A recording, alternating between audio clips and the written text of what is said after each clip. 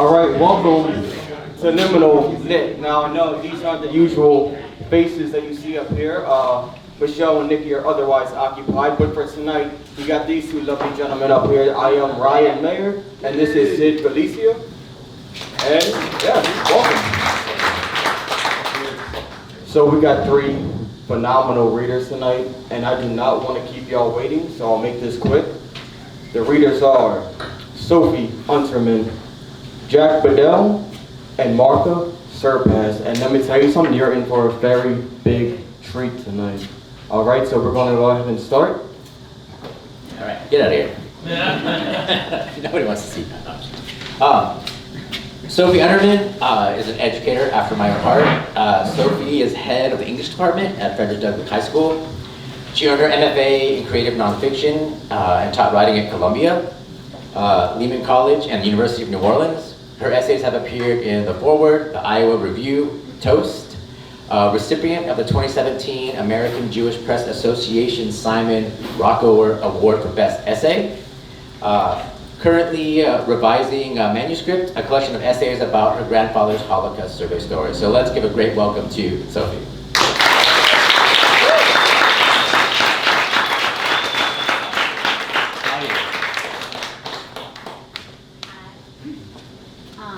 Is this, yeah, picking up? Okay.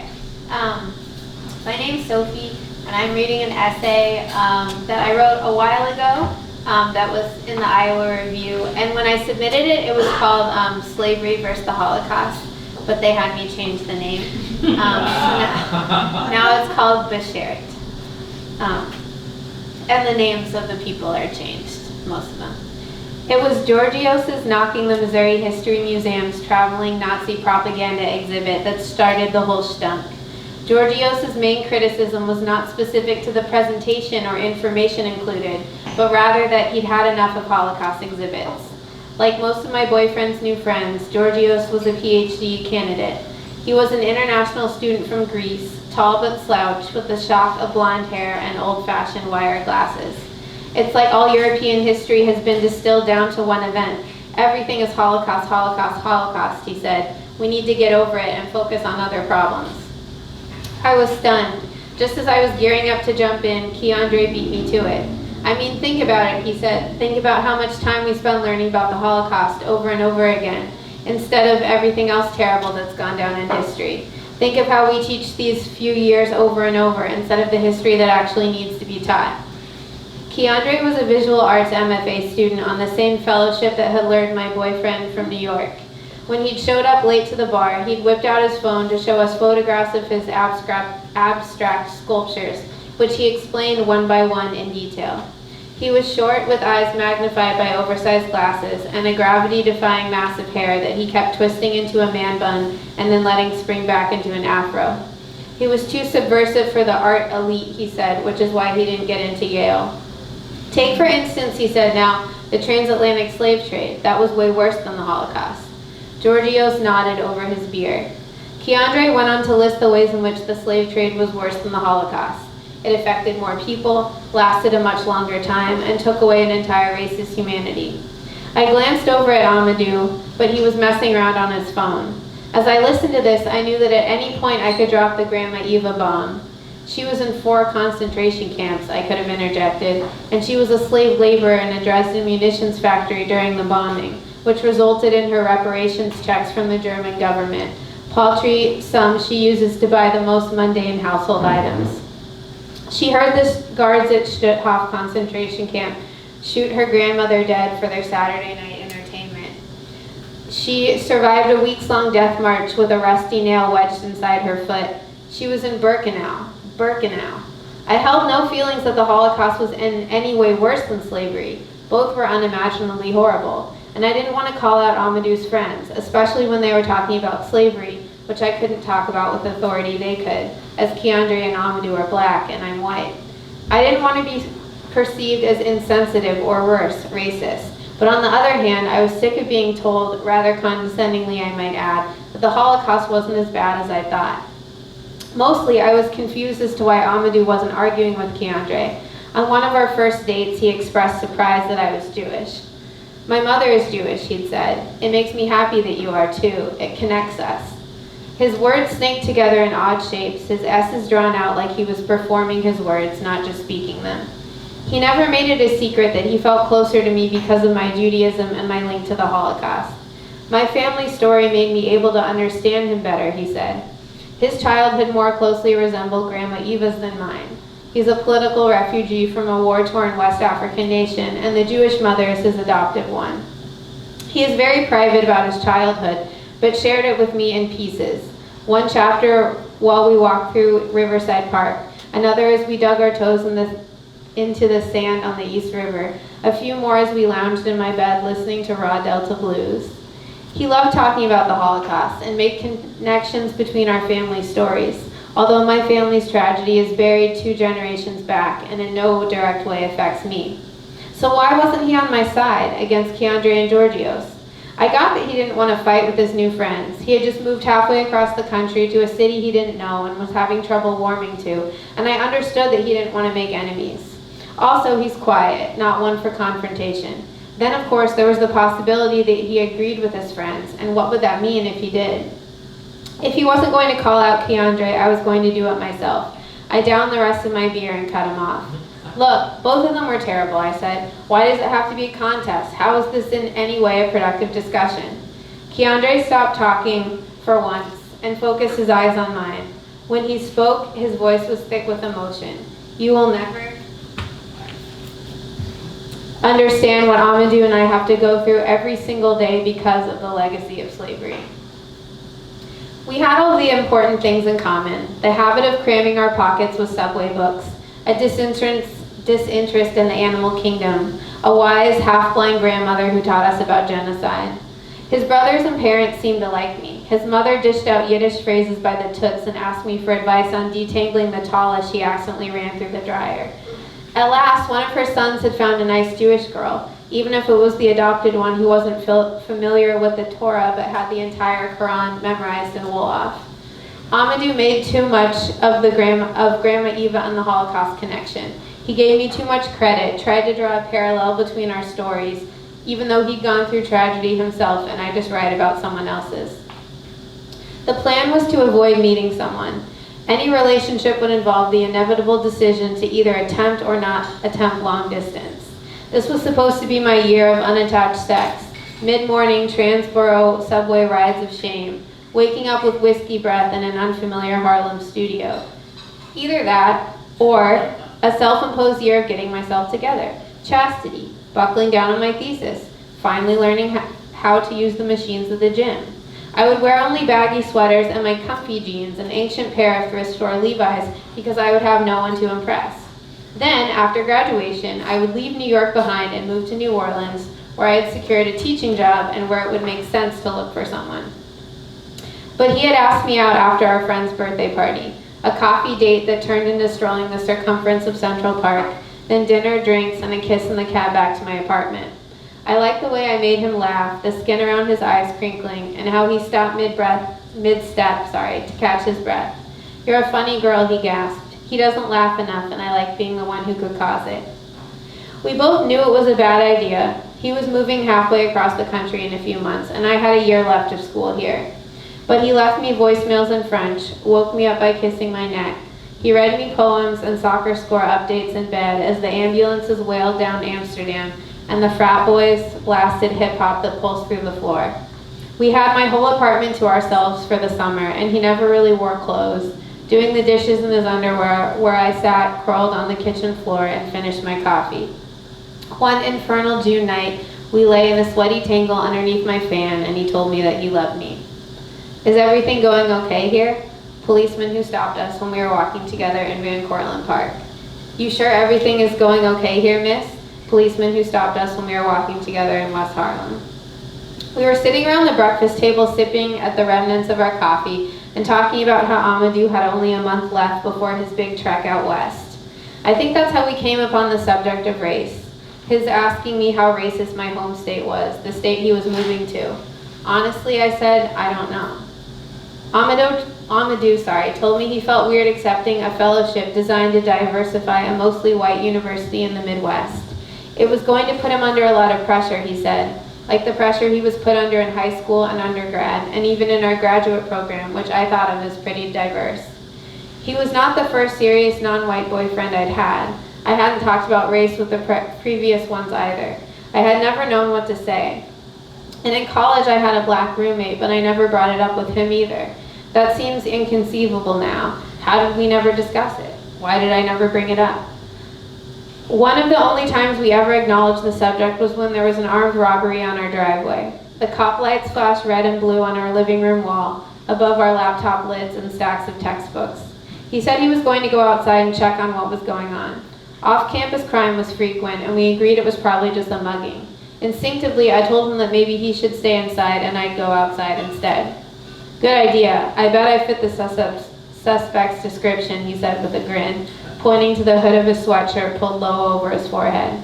I nervous laughed and made sure to close the front door quickly behind me as I stepped onto the porch. But with Amadou, this avoidance didn't seem like an option.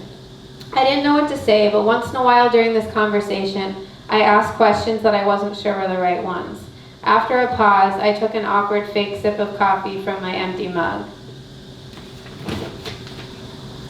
I know I don't know how to talk about this, I said, and I'm clearly not good at it, but I want you to feel like you can talk to me about race. Like we can talk about it, you know, if you want. He was quiet for a second, his expression unreadable. I've never talked about race with any of my girlfriends before. I felt like I'd made a mistake. Maybe he didn't want to talk about it. Hadn't he mentioned that all of his exes were white? Maybe he found it awkward or unnecessary to discuss race with them, with me. Sorry. Don't be sorry, he said. Then why did you never talk about it? Because you didn't want to? Because none of them ever brought it up, he said. So thanks, I would like to. Early on, he took me to a poetry reading in the village, and then we grabbed drinks at a bar where the French tourists next to us didn't know we were fluent. He smirked over his drink, and when they left, we translated their comments, ones that we'd heard before. Opposites attract. They look good together. A beautiful couple. Nods of approval and oversized smiles from white liberals eager to let us know they gave us the okay. You're the most beautiful thing I've seen today. Over dinner afterward, he asked me if I'd ever dated a black guy before, and I said no. He said he dated lots of white girls, and I didn't really know what to say to that, so I didn't say anything and devoured my curry instead. One Saturday afternoon, we wandered through the Upper West Side under an umbrella, then abandoned it and let the drizzle settle in our hair. We watched the swollen Hudson from a rain-soaked bench, and Amadou told me he was ready for long distance. On a blanket in East River State Park, we people-watched over the tops of our books. We strolled through Harlem, and he said this is where we would live when he finished his PhD, and we were both teaching at Columbia. We would be the uptown version of Jonathan Safran Foer and Nicole Krauss, except that we would stay together. It was sunset and too beautiful, the sun low over the river, and both of us romanticizing everything, as we both tended to do. M.F.A. students with easy teaching jobs in the city in the summer. All park strolls and burning through paperbacks on empty trains, and overpriced cold brew and hot jerk chicken in my unair-conditioned kitchen. His last night in the city, we crossed the Williamsburg Bridge into Manhattan to the soundtrack of a drummer practicing halfway across, the beat swallowed by the J underneath. There were only a few bikers left that night, making the fixed-geared trek back to Brooklyn, and a lone Hasid holding his hat in the wind. Amadou pressed me against the vibrating rails and kissed me, and that's when I realized it was too late, that I wouldn't be able to let him go. The night before I flew out to visit Amadou in St. Louis, before Labor Day weekend, I panicked. He'd been pulling back, phone conversations going stale, missed calls left unanswered. He insisted everything was fine, that I was getting upset over nothing, that he was just so busy. If I was going to get this upset, things were not going to work. And yet, it was so comfortable the next day, falling into his arms in his new apartment, cluttered with all his old books, cooking couscous to jazz like before, and reading the Sunday Times on his porch. The unfamiliar bathroom still smelled like his familiar lotion. The same pictures were in the same order on his new dresser. We showered off our hellos before going out to meet his friends. I was curled on the couch with a book, waiting for him to get dressed, when I caught him watching me, shirt in hand. "You're so beautiful," he said from the doorway. I wore the skirt he liked, the long purple one that still smelled like smoke from the last Harlem rooftop barbecue. All the pieces of clothing I packed for that trip are ones I knew he liked. a pathetic attempt that had worked with less perceptive boys. "I'm a good man," he repeated when he ended things over the phone a week later. "I'm a good man, Sophie." His insistence was too much for me. He was trying to convince someone else, the one who dumped his girlfriend over the phone and then wouldn't face her until we met by accident. Months later, eyes caught across a small dark room with coats and bitter black coffee, my stomach dropping into my boots at his surprised smile. Since we broke up a year ago, I've made my move south and started teaching at a virtually all-black school. I work with a cohort of black and white teachers, both at my school and through Teach for America, where I'm a core member, and there is often tension between us and divisions along race lines. During one of our Teach for America summer diversity pedagogy sessions, a white teacher claimed she felt attacked. She sensed pressure to never say the wrong thing, to not think of her students as needing to be saved, to not mess up her students' names or question why someone would give them those names. "We're all in this together," she argued. "The only difference is the color of our skin." That's when one of the black teachers shot back. "Only the color of our skin? I am defined by the color of my skin," she protested. "I am black. That is everything." Her emotion reminded me of Keandre's. I knew that this teacher was right, that color is everything and white people like me have made it this way. The anger behind her words put me back in that St. Louis sports bar. It made me think that in some way I needed to give Keandre's emotion more credit, even if I still didn't agree with all of his words. I hear both of them in the back of my head as I interact with my students, as I look for permanent housing in New Orleans, as I talk about my work with white friends and family. As I navigate all of this, I wish I still had Amadou to talk through everything with. That's selfish and makes it sound like he was my race relations conversation buddy, when he was so much more than that, someone I loved and shouldn't still miss. This is also like really old. This is from 2017, so I'm not still in Teach for America. I imagine him sometimes when I sit on my porch Sunday morning, reading the paper as life begins its slow crawl on Magazine Street. Although I do still in the same apartment on Magazine Street. I picture him beside me, bent over a folded paperback, pen in hand to jot notes in his spidery script. I imagine us walking at night along the river, a modified version of our New York bridge tracks. I imagine us cooking together, the kitchen windows flung open, and a film of rue flour on the floor. We would make fun of the tourists waddling through the quarter and linger outside the cathedral, both of us drawn to the incense-scented sanctuary by vague maternal ties. One weekend, too hot for the city, we would drive out past the river plantation houses to the bayou, where the world drops into the water. Spindly alien trees, makeshift pirogues, Creole greetings echoing through the moss. All would be unfamiliar but natural. A football field an hour, the rate of wetlands lost to the Gulf. It would be a more than precarious situation, the two of us speeding through a vanishing landscape. In January, when I was still living in New York, I ran into Amadou at my coffee shop. He was home visiting family. It was dusk on the last day that the two of us would be in the same city at the same time for the foreseeable future. Beshared, Grandma Eva would call it. I chased him down 111, coat still hooked on my chair inside, and we grabbed a drink. I tried to diffuse the weirdness with stupid, funny stories until he offered to walk me home. In my bedroom, he asked for his favorite scarf back, a bold request that I shouldn't have fulfilled. I unraveled it from my neck, and we remained standing across my bed from each other. I'm a good man, Sophie. I walked him to the door as I had countless times, like that first night when he came home with me after our date. With sex hair, crooked glasses, and a wrinkled t-shirt, I had let him out. One last kiss must share, and a buzz in my stomach, the spark of starting something new, the anticipation of everything that was to come.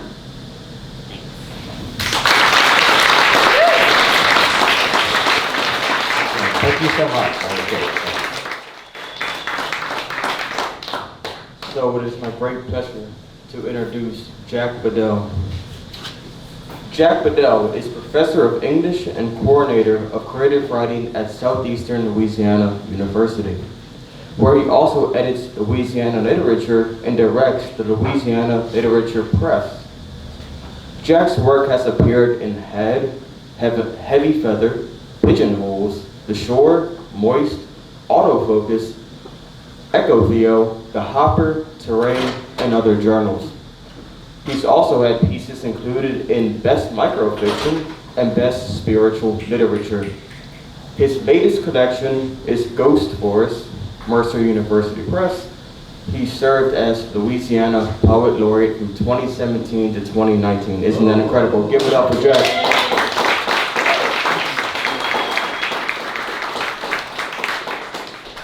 Thank you. I have to say I was a drummer most of my life, so it's the closest I've ever been to a microphone.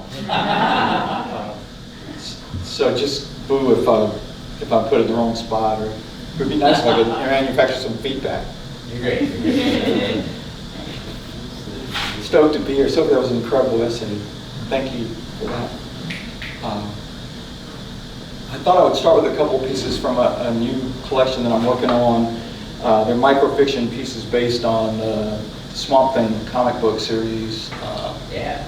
It was kind of my introduction to environmentalism when I was a teenager, and it was set in my hometown, so I thought it was the coolest thing in the world. I don't know that a lot of people realize that Swamp Thing is in Houma. And Alan Moore went to great lengths to make sure that all the street signs were correct. So that was neat. Even though they did have like 5 or 6 marble stairs leading up to the Terrebonne Parish Library. And, that ain't happening. Well, it might be one step into it. So anyway, I thought I would start with a couple of these. The first one is Swamp Thing explains how time passes in the middle of doom crises. It's never a matter of value. When I'm standing at the edge of the cypress grove looking over the coastline, I can tell it's receding, inching back into the swamp. No doubt the water's rising. It'll drown us all eventually. It'll lick away every piece of swamp I stand on. But it'll do it with the leisure of a glacier. There's time, always. And then from the boat launch, a woman screams like her life depends on it. Choice disappears. You go instantly, no thought, no time for theory or data or analysis. On the dock, a scientist has gone mad, having drunk his own formula. He's chased the dress half off the screaming woman, and she needs your help now. Time evaporates into the sky, and this moment of crisis demands you act. It's not that the woman's life is somehow paramount, or loss more important than the coast. It's just that her screams boil away all time, and a scientist is always easier to break than bad habits.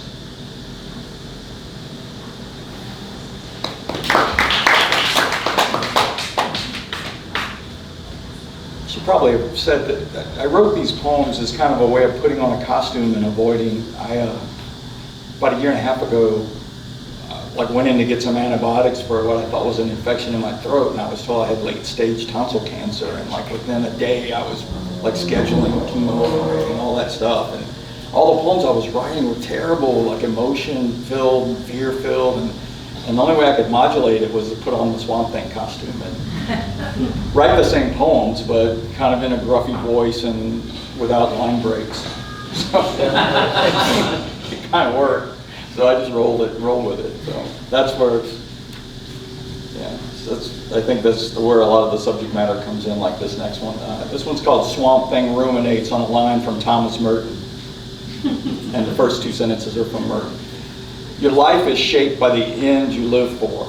You are made in the image of what you desire. The first time I heard this, I was holed up in the palmettos behind Our Lady of Blind River, waiting for the sun to drop so I could move on.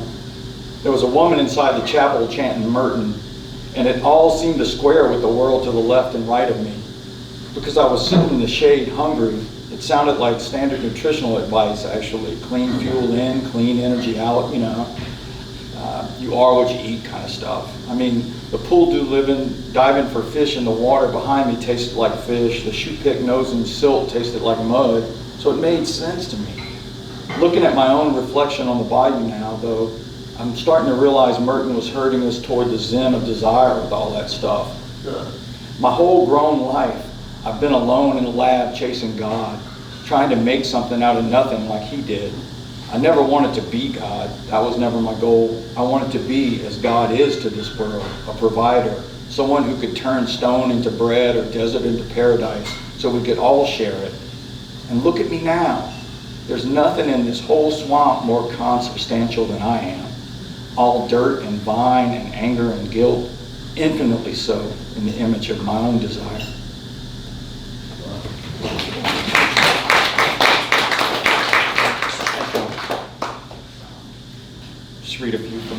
new book. This book is really the first time I ever tried linking every poem with a kind of a central image of ghosts. So all these poems are kind of haunted by memories of family and heroes and just home.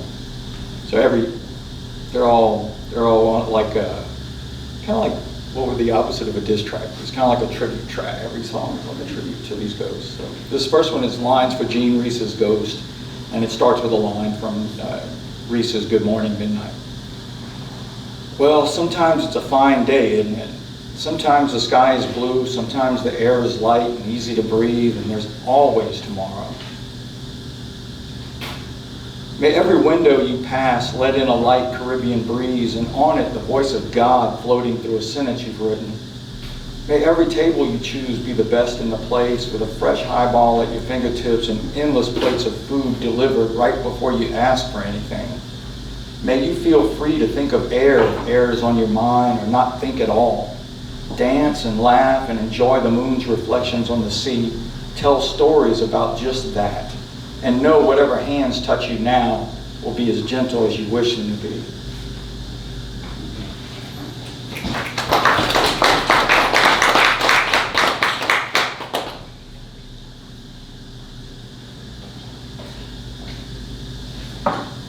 This one's called No Stream Just Leaves. The days they move along, come and go. Time's no river though, branches in every direction at once. I made a poor man's crab boil last night to bring over to a friend's house. Its smell was so strong my daughter ran in to ask if I remembered the time Papa chased us all out of the house with his own boil. He put so much pepper in the pot we had to crawl out of the house coughing like we'd been tear gassed. He just stood there in the driveway smiling loud as could be, watching us roll around on the concrete, moaning and fussing, begging to catch our breath enough to move on. But that day's not upstream. I have not passed it by. I just need a couple of lemon halves squeezed into my pot. I just need to give it a stir and stare off into the horizon line to be right back in it. Or any day. Even the ones that brought phone calls so bad there wasn't nothing to do but drop the receiver on the floor and put your hands on your knees. They all jump back on you so fast, given half a chance. It's really no wonder Lazarus spent most of his time staring off into nothing after he'd gotten his breath back.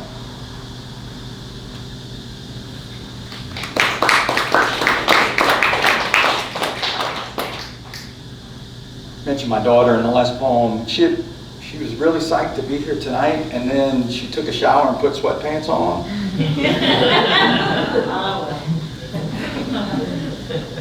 So poetry loses again. So I'll get her back, but she asked me to read something about her. And I know what poem she was thinking about. She was thinking about this little pretty poem about bougainvilleas and stuff. But Give us the worst one. so now I'm going to read this one where she's not even paying attention to me. So that's the best one. It's called My Daughter Already Knows All the Words.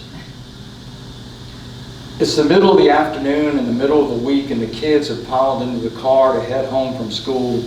Book bags are already open to grab homework, and I'm halfway into my son about his world history grade. Auto-spewing stuff my dad used to lay on me about how hanging out with knuckleheads makes you a knucklehead, and how life is an effort game, and how you are what the numbers say you are, and that what you think about yourself won't buy water. And the car is just driving itself west on 190 while I'm spewing, and all my old CDs are throwing old songs around the car that hang in the air like smells you can't even notice anymore. When my daughter makes the first sound I've heard all day that wasn't mine. Every day I wake up, we drink a lot of coffee and watch the CNN. Every day I wake up to a bowl of clover honey and let the locusts fly in. It's clutch, and she's 11, singing along, adding fractions in her math notebook. Every time I look out my window, same three dogs looking back at me. Every time I open my window, cranes fly in to terrorize me. Power of the Holy Ghost, the power of the Holy Ghost. Just letting words out like breath. And I realize there's so many words I want to teach her that aren't these, like how to say no so people hear it, how to say I love you without it meaning I owe you, I don't want her picking words out of the air because they're hanging there. I want her to choose carefully, to hear and to own. And I want her to be able to say okay and mean it, to know the difference between asking and praying. Oh, this burning beard, I have come undone. It's just as I feared, I have come undone.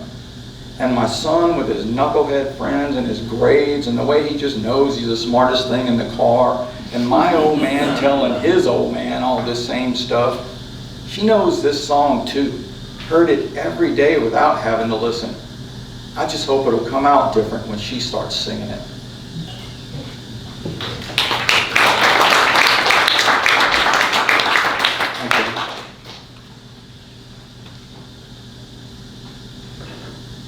I know if she were here, she would say, Dad, you went on a lot longer than that. So, that's it.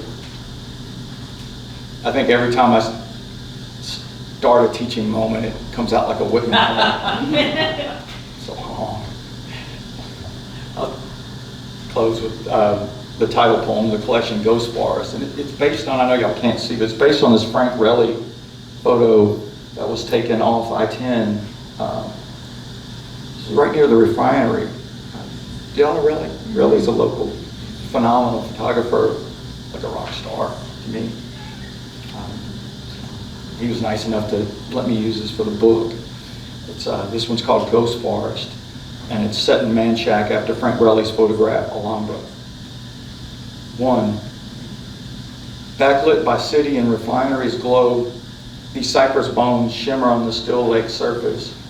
It's easy to see a storm's coming with the way the sky's rolling gray overhead and the water glass calm.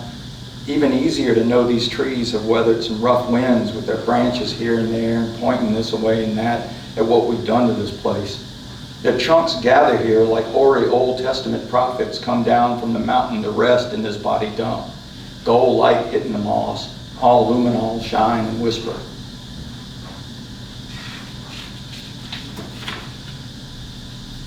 2.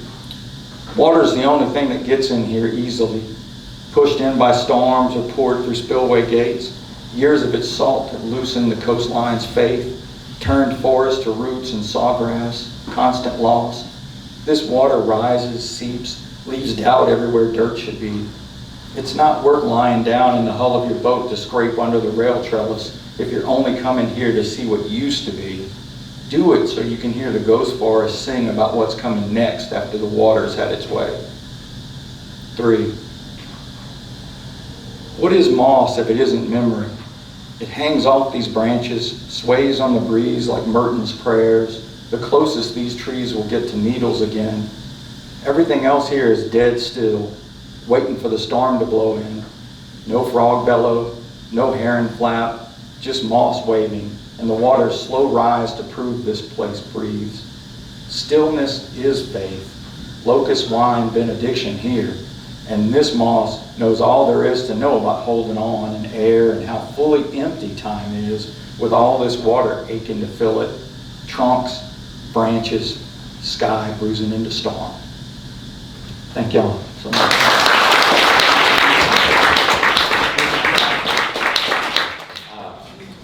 Martha Serpas has written 4 volumes of poetry, including The Dirty Side of the Storm, and most recently, Double Effect. And I think some of these might be at the table on the other side of the room, if you're interested.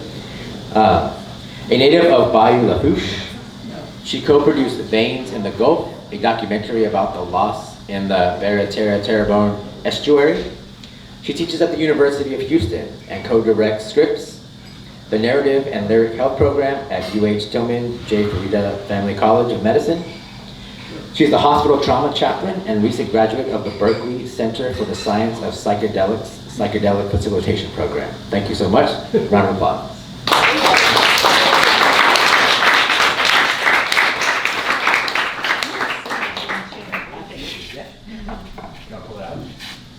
Maybe.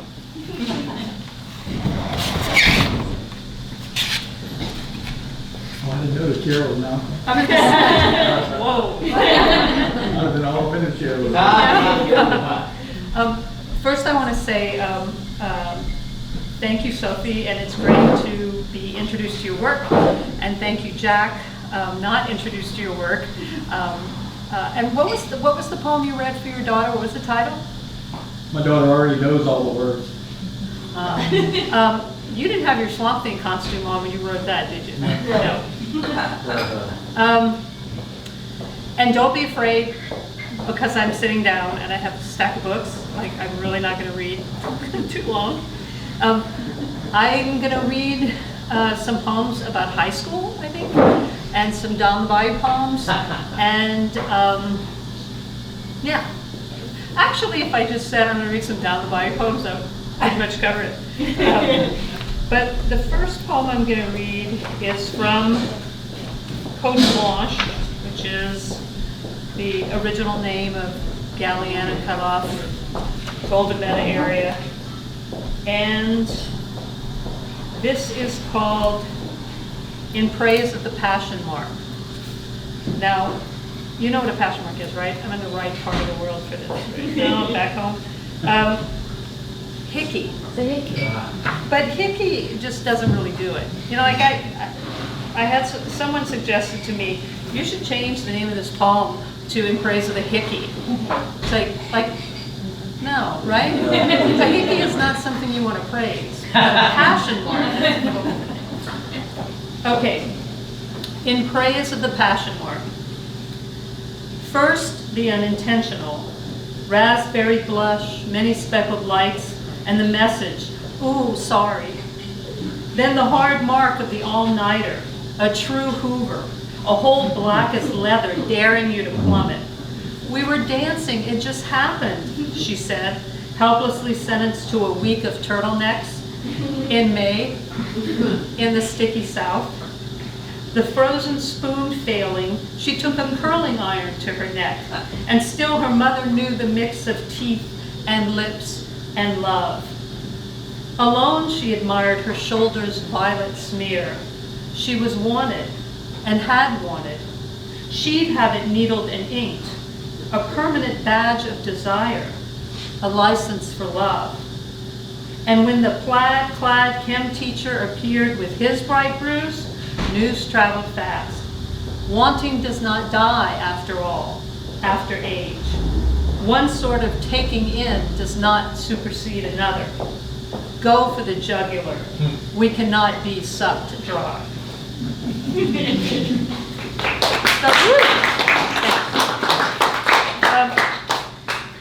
And since Jack's talking family, I'll say, I talked to my sister today, and she said, you know, I went to that reading, and you read that poem, and it was the first time I heard it, and it was about me. And I was like, no, it wasn't.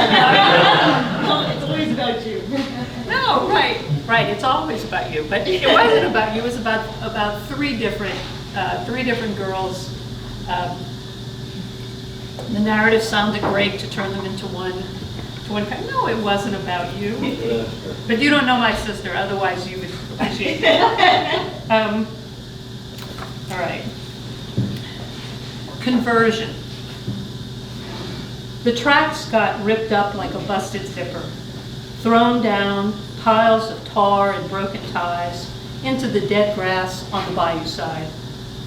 You have to understand, only time tears things down here. Look after you quit a house, pack up and leave. That house stands cataloged under sheets of rust, painless, porchless for years. Cast iron kettles won't move, won't be moved. The air above their bellies still and sharp. No one remembers the cane they boiled or how they came to kill grass where they do. Half an old bridge makes a sweet fishing spot, but taking the rails away, it was an insult, really, a theft. I saw how one loss collapses into another, the rings between them almost indistinguishable. But then to the right of the road, the shoulder leapt with sunflowers, the blue sky dangled like a scarf, and the part of me that was buried came back like the dead after hard rain, just pushed up the glass lid and stepped onto solid ground. Backwater rises to its own schedule, covers the highways. You can't tell the bayou's banks from the road's edge. And then there's no question of staving off conversion. Even the dead won't be held down.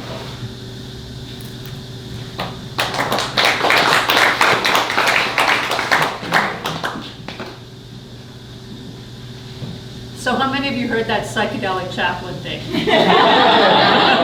I was very curious. I'm like, Berkeley. I'm like, of course, but.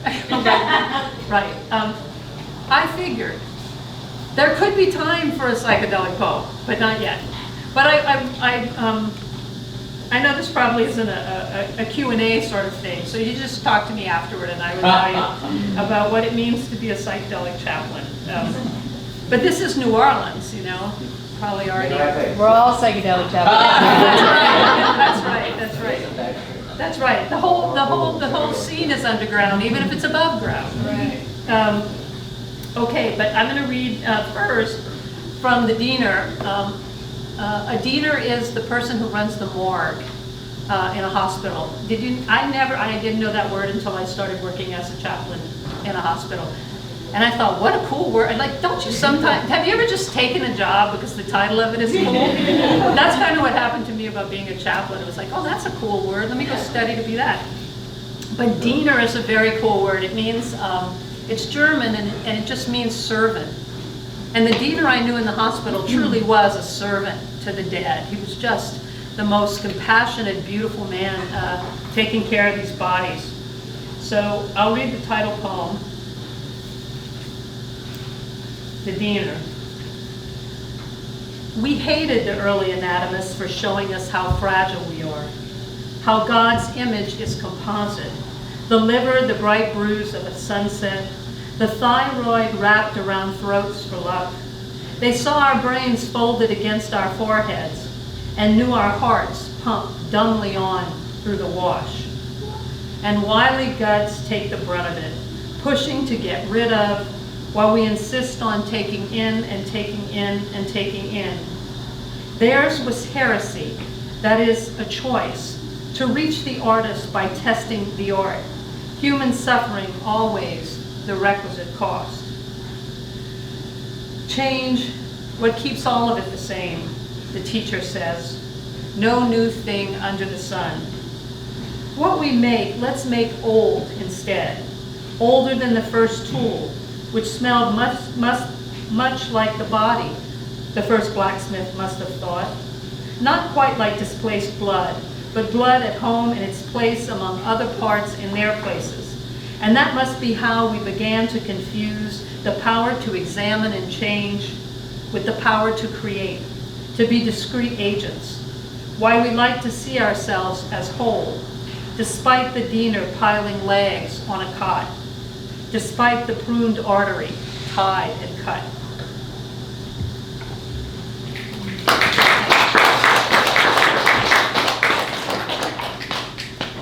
All right, let's go back to high school.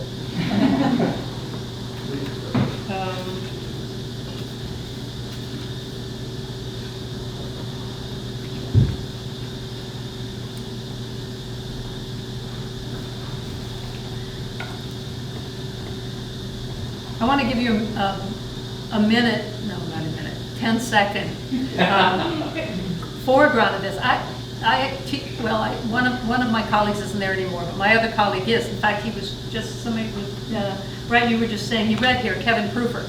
And Kevin Proofer and my other colleague talked about Greek myth all the time, and I found it so obnoxious. It's like, I am so sick of Greek myth.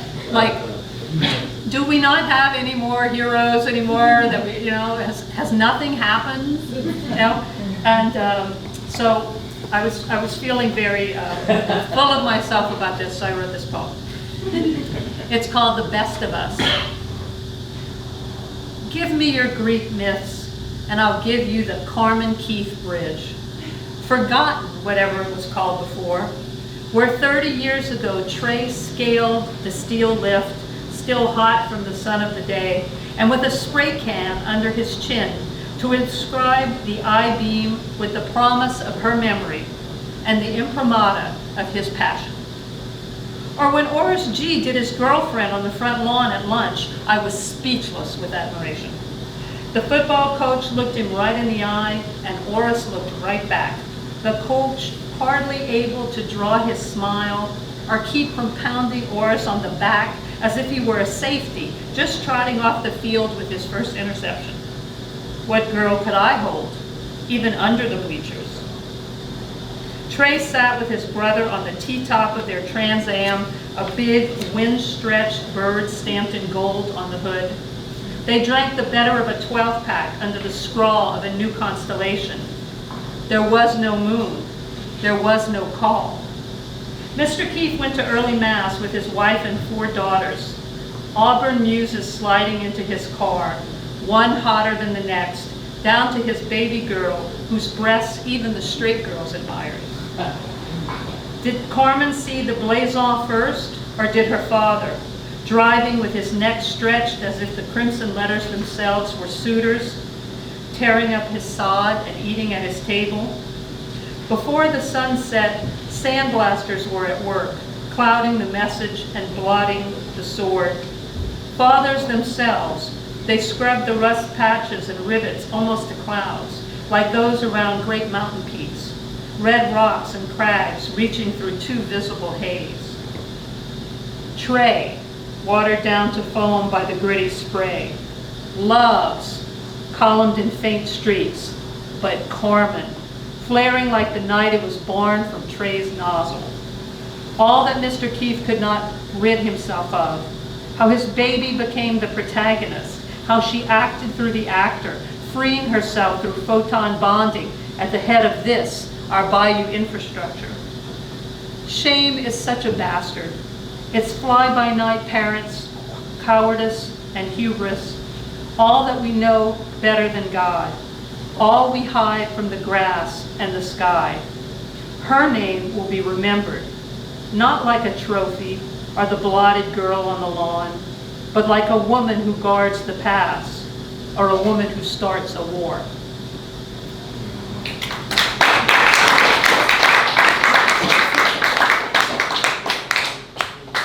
I really like that poem. Don't you just really like some of them? No, you're like, man, I really like that poem. And I should take my 2 colleagues out to dinner and say, I never would have wrote this poem if y'all hadn't gotten on my nerves. Talking about all the Greek myths that I don't know about.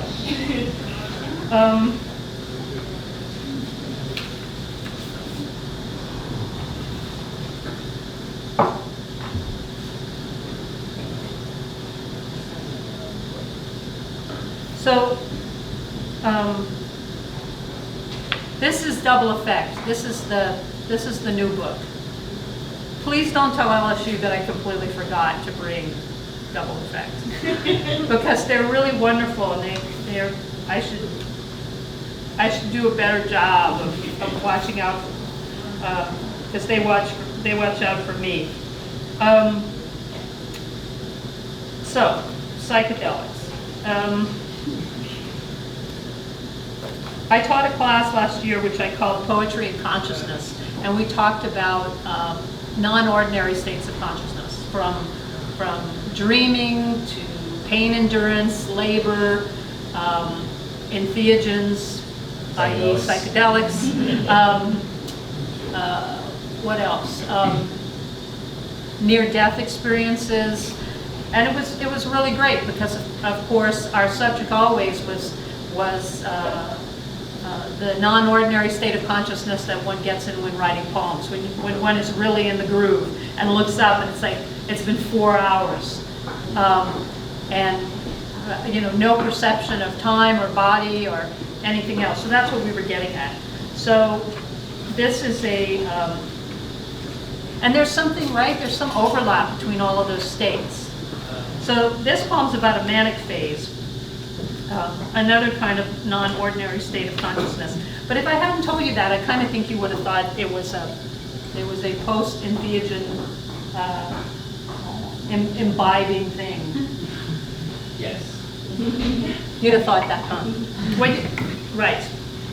So this is titled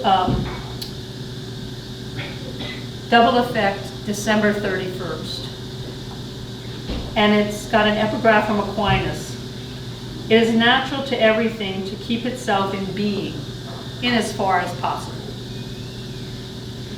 I mean, that sounds kind of, I really didn't even understand why I put that on this poem. And then I realized it's because everybody wants to go to heaven, nobody wants to die, right? So, you know, if there's a heaven, then why aren't we all just splitting now to get there? And Aquinas says, because it's natural to us to want to live, despite what we might believe or not believe exists after this life. Okay, there's some high school in this too. Goodbye, year I almost died. The bridge closes behind you. In closing to you, it opens to me, a foreseeable but unintended consequence of your passing. The one-armed tender, drunk and mending nets will wave me through. Year I almost died, I pass you the peace. One day I'll forget who you are. Down the bayou, I make the veillée, turn down a shell road, I get down at the levee. I like to sit on the grass and be with the stars. I still like to drive the colors wild. I like to pray bromeliads on fire. Year I almost died, I curse and bless you for all your magic and all your monstrosities. The lizard that eats its own skin, the fern flaring after rain, and nights I laid my back on the waves. I laid my hands at my side, the darkness erasing the tracers. I stood on silver guardrails, I swallowed the streetlights, the coyotes in the mist-draped field. Year I almost died, you were that promising date that began with a chilled corsage and ended on a rainy doorstep without a kiss. You were that toast, that pyrotechnic display and its acrid smell. Year I almost died, we slept together in a twin bed while the dog curled on the floor. Oh, what a better companion he is. He rounds my sleep and covers my dreams. Year I almost died, the bridge closes behind you, and in closing, it opens for me.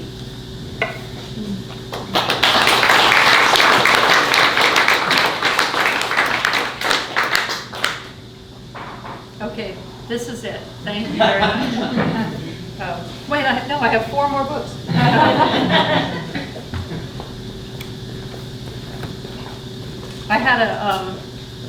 I had the experience of knowing I was going to visit Ile de Jean Charles, having known where it was my whole life and never been there, never gone there because it was like 3 hours to get there because I didn't have a boat to get there in 15 minutes.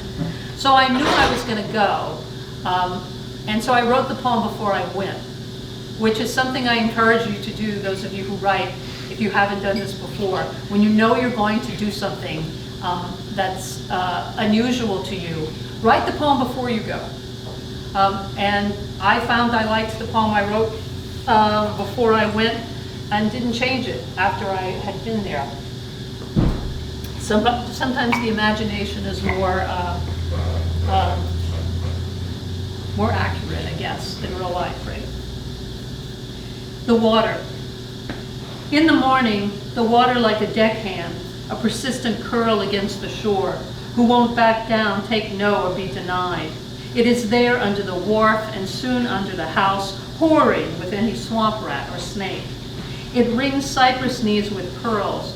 It dreams under the sun like cut cane, throwing back the salt you wash away, then wearing pilings down to air. Your houses wait on stilts tall as pillars, their sheet metal skulls bared to a mildewed sky. Against the fallen trees, rain and lapping tide meet, slapping of nets and fish and naked children pulling driftwood boats in one joyful noise around your sleep. In the afternoon, the water is there, only more, browner and grayer, no sweeping seaweed or foam, just its presence farther up your shore, like a dull brother-in-law in front of TV. He means something to somebody, but not you, not just now. Its slow wake seems harmless, the litany of waves before a storm rolling benignly ashore, intoxicating.